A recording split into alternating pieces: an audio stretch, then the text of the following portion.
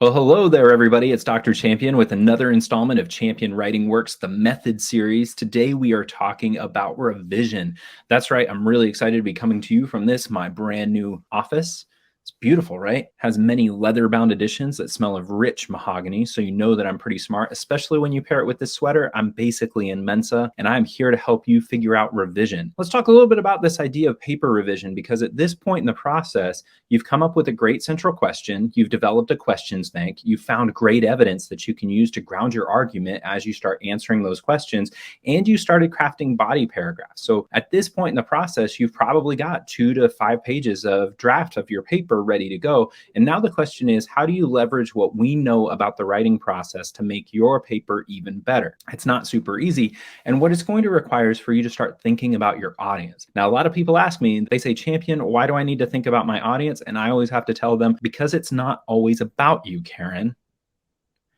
And so when we're thinking about our audience, we want to think a little bit about what their goals are, what they need. And then we also want to think a little bit about who we are as writers and how do we intuitively write? What's the sort of obvious way that we put together a paper? And then when we put the two together, how do we leverage that knowledge so that we can make our revision process better? First key idea here that I want you to remember is that my core belief is that any student is willing to put in that work and really put in that effort to make the revisions, but they don't always know what that would mean. So for example, when I was a student, lettered in basketball, true story. So when I was a student in undergrad, I was willing to put in lots and lots of time revising my paper. But when I'd sit down at my computer, I really didn't know what revision meant beyond cleaning up grammatical issues. I was willing to sit in the library for hours and hours working on my paper, but beyond cleaning up those sort of textual errors, I had no clue what to do. So I was really worried that, what if I started moving things around? How do I know that it's actually making my paper better?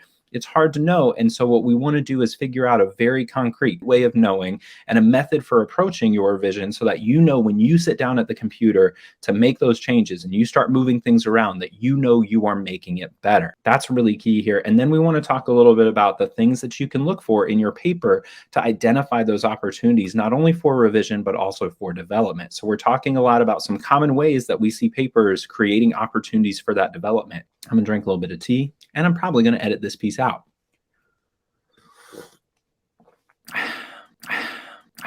So let's talk first about the idea of the body paragraphs. We hear a little bit about this idea of flow, and flow is a term that a lot of professors like to throw around, and it's not a particularly useful term because flow describes the product, not the process. What you need to know is the process. How do you make a paper flow? But that term flow actually tells you what it looks like at the end of the process. It's a little bit like if I took you out to the car races and I told you to look at the fastest car and then told you to go do the same thing and make your car the fastest car. You can identify the fastest car on the racetrack, but that doesn't mean you know how to make a car the fastest car. So using that term flow is not super useful for describing the process of reaching flow, but it's a very good metric for understanding what a paper should look like in the long run. For you right now, we want to talk a little bit about what flow actually is and how you achieve it. Flow, quite simply, is giving the readers the information they need in the order they need it. What we're going to talk about is very specific to college papers, and that's a really important thing, but the skill of thinking about your audience should translate to any type of writing you do anywhere, although the structure of the work might change based on your audience. For your audience, you want to remember that your audience is anybody interested in studying that topic. So typically think about professors who are working in that field. What would they want to know, and in what order would they need to know it? Here's the key. Your readers want you to be right. They desperately want you to be right, but they're not going to accept you're right until you have shown them you're not wrong. So your readers are going to pick up your paper and read it with a skeptical eye. They're looking for places where maybe the claim isn't quite sound, or maybe the claim is good, but the evidence doesn't actually line up or support it, or maybe the analysis reads in too much or not enough out of that evidence that you brought in. A lot of different ways that this can go, but what the reader needs ultimately is to be able to see your claim, see that it's grounded in evidence, and then see what else you do with that evidence. Imagine for a moment an attorney, right? An attorney goes into her office one day and finds out that it's her job to prosecute a case. She's got a desk full of evidence, and her job is to go through that evidence. And then when she gets into the courtroom, that's the equivalent of your essay because she's finally presenting it to an audience. At this point in the process, you've collected your evidence, you've analyzed it, and now you're getting ready to present it to your readers. So when you're thinking about the court equivalent, that attorney is going to present arguments and going to make claims. So they're going to start with claims. Then from those claims, they're going to move on to ground those claims in evidence. So far we have claim, evidence, and then the next thing is to analyze it. The goal for this is to look at your evidence and then break it down. Analysis is a term that can be really scary to a lot of people, but ultimately, analysis translates to the breakdown. It's when you zoom in on very specific pieces of evidence, and from that evidence, you're going to draw out meaning. You're going to tell us how, when we look more closely at the evidence, we can actually learn a lot more about this. Now, when we think about the number one fear students have, it's probably tigers. It's true. But the number two fear most students have heading into a paper is something more like not reaching page length. This is super common. I see this quite a bit, that when I give an assignment to students, their eyes zip all the way to the bottom of the assignment, and they find the page count and they say, oh no, this is an 8-pager for Champion. Oh no, it's a 12-pager. Oh no, it's a 6. Oh, thank goodness, it's only 3 pages. The number one fear students have, again, tigers, but number two fear is reaching page length. But as we walk through this next step of the process, what I want you to know is this is the number one place where you can add quality and quantity to your paper. So this is really key because it's going to help you relieve a lot of that stress and anxiety you might be feeling right now. What I want us to do here is we're going to cut over and I'm going to show you a little bit about the intuitive way that we write. And we're going to talk a little bit about how we can then leverage that intuitive way of writing and turn it into really high quality paper. Talk a little bit about how we put this all into practice to figure out a really great way to revise our papers and to actually revise them, not just clean up commas, not just make sure that we've got all the APA formatting, MLA formatting correct. I want to talk about actually revising your papers to make sure that you're adding value to the reader and adding value to your paper so that you can make your paper stronger as you revise and identify the places where maybe some of the things you're doing are not quite serving the goal that you have of writing that great paper and adding to the reader's understanding. So for the sake of this exercise, let's take a look here at this sample central question. The sample central question that we put together is, how does gender and place interact in Blue Highways by William Lees Teet Moon? This is a memoir about a guy whose life fell apart in the early 1980s, and he took off in a van after he lost his job and his wife left him, and he took off to travel the country to figure out his life. So if we're thinking about gender and place, this offers us a lot of opportunities to think about how does this book shape place and gender, and how do they interact with each other? It's going to be a really interesting topic for us to dig into a little more deeply. Now, when we think about that questions bank, all of you put together a questions bank of about 20 questions, and we can quickly imagine the other questions that this question would sit among, which is, how does travel affect Moon's understanding of gender and place? This is a great question because it's not just place, but it's asking a narrow image of place. It's looking a little bit closer at place to ask not just about place, but how does travel, which is place related, affect gender and place in the memoir? It's just a great question. It's going to offer us a good place to kind of dig in, and it will help us, if we can answer that, it will help us understand our central question. Same holds true. Just like you can imagine a bunch of other questions surrounding this question in the questions bank, you can also imagine lots of great evidence sitting around this piece of evidence from my database. So you can imagine there's a database out there of all my great evidence about gender and place in Blue Highways, but this piece of evidence says, instead of insight, maybe all a man gets is strength to wander for a while. Maybe the only gift is a chance to inquire, to know nothing for certain, an inheritance of wonder and nothing more. Now this quote is great. I love this quote for a lot of different reasons, but in this context, I love it because it does help us answer this question about travel affecting gender and place. Specifically, we know it's gender because we have the term man here, and we know that it's travel because of wandering. So we've got both of those coming together in the same quote, and we know that we're going to be able to use it. We can quickly imagine that these are all pieces from the earlier steps in the method coming together now to figure out how we're going to put together a body paragraph about gender and place in Blue Highways. Now, I want you to imagine for a minute that we have a student who's sitting down to write this paper, and they start with this here. This is what we would call a writer-based paragraph or a rough draft. Now, remember here that revision is not just the idea of cleaning up comma splices and fixing mechanics and APA, that sort of thing, that it's really thinking through how we're putting together this paper. Let's imagine that the student sits down to write this, so sort of reverse engineer it with me. The student sits down to write this paper, and the first thing they do is they go to that database because that's where the work is been the hardest so far. You've put in a lot of work putting in that database and building it, so you know that those are going to be things you want to put into your paper. So you go and you find this really great quote. So you pull this quote, which is the same quote from above, and you say, you know what, that's a quote I know needs to go in my paper. So you copy and paste it into your paper from your database, and now you say, all right, well, what am I going to say about it? What exactly? What can I say about this? And then you answer that question from above, which is, this shows us that Moon believes that travel affects gender by offering men their one opportunity to understand the world better. That's a pretty decent claim overall. And basically, this is what we have in front of us. So if we're mapping what we have in the paragraph, we have our evidence. That's where we have this first sentence is evidence from our database. Now we have analysis, but I want to point this out. We have analysis, but it happened in the writer's mind. It didn't happen in the paper. They thought about the evidence, and that's how they reached this claim.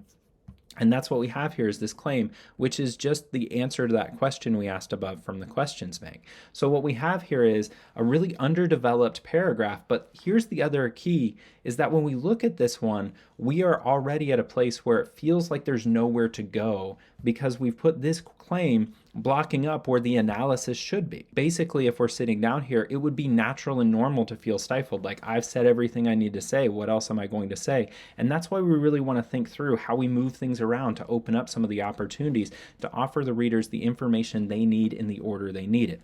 The other reason that this is not necessarily the best way to go, especially in an academic paper, is that your readers want to know your claim, and they want to know your claim so that they can check it against the evidence. They want you to be right, but they're not going to accept that you're right until they've tested your claim against the evidence. So if your reader reads this paragraph, they're going to read and they're going to be like, great, interesting evidence. That's pretty neat, really cool, great claim. And then once they get to this line with your claim, they're going to have to go back and reread the quote to make sure that the claim and the quote actually line up. What that means is literally they'll be reading your paper, get to the claim, and then have to go back up and read the evidence and then skip back to be where they were. So quite literally, if we're thinking about flow, there's no flow because they have to go back and then keep jumping around just to get the information they need. So you're not giving the reader the information they need in the order they need it. But what's even more important is that this is not that you're writing bad or you're doing something wrong. This is the way that a writer would normally write because it makes sense. You sit down with great evidence, you want to put it in and make sure it's in there. Then you think about it. Then you figure out your claim. It's a natural and sort of intuitive way to write. But what we're asking here in revision is to convert it from an intuitive way of writing to package it in a way that your reader gets that information, which is ultimately the key here. And so as we've been talking about, what we're going for here is a reader-based paragraph. We're thinking about the reader and what they need. The reader, as we've mentioned, needs your claim first. So what we've done here is we've just pulled the claim up to the front of the paragraph. That's copy and paste, pretty straightforward. We've offered then our quote, which is our evidence. So we've got claim and evidence covered. We're going to go ahead and turn this blue so we can remember that we've covered both of these bases. And now, what do? Right? How on earth do you do analysis? And this is something that a lot of people struggle with because a lot of people haven't heard a great description of what it means to analyze something. And what analysis means is that you are going to break down the evidence. So everything you say in analysis should be reflected here in your quote. What you're looking for are the narrower details. You're looking for places where you can say something about the evidence and pull out more meaning and break it apart. Another word for it is to unpack it. That's another great way to say it. So when we look over this, take a look at everything. So one of the things I see here is we have the notion of a gift, right? Then we have here the notion of strength. That seems really interesting. We have the idea that insight is not part of it, that this is not necessarily what we've got. We've got the idea of inheritance. So that's another notion of gift, inheritance, right? To know nothing for certain. That one seems really key. So notice that when we look at all of this, we have a lot of different places where we can say something about this quote that is not necessarily fully encompassed in our claim. So what we can do instead is we can start putting together some sentences that address the different smaller details. So look at that notion of strength. Bam, we can talk about that. We can talk about the idea of gifts and certainty and wandering. We can talk about knowing nothing, right? Those seem all really key for us. So through the magic of editing, I'm going to show you what a couple of those lines might look like. So here's my first one. There we go. What we've got is a sentence that says Moon's notion of manhood and travel depend on a higher power of some sort as indicated by the terms inheritance and gift, both of which imply an agent of giving. Let's keep going. So there we go. We're still moving here. And what we're doing is we're zooming in. And what I've added is the gift, tellingly, is simply strength, but not knowledge. And that's important because we can see this reflected in the quote that here he's getting a gift that is strength, but it's not knowledge. And that tells us then that Moon values the idea of curiosity more than unearned intelligence. And those are all really carefully chosen words because it really breaks down for us what we see in this quote. Ultimately, here we've added a couple of lines of analysis, and you could pretty quickly see yourself going on to talk about the idea of not knowing anything for certain, of wonder. You could also talk about the idea of maybe. If we're talking about uncertainty, he uses the word maybe. You can zoom in on that word and put in a line here that breaks it apart. Why does that word matter? And ultimately, you can see quickly that this paragraph is becoming much stronger and it's filling out. So if we're thinking of ways that we can add to our paper without adding fluff, the key here is to add that analysis.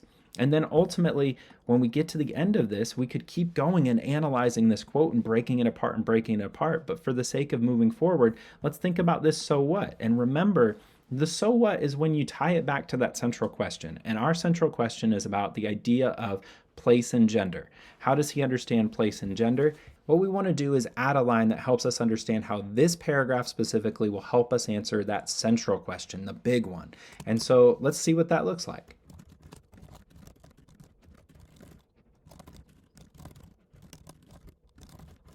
There. So what we have here is a line that ties it back to that central question.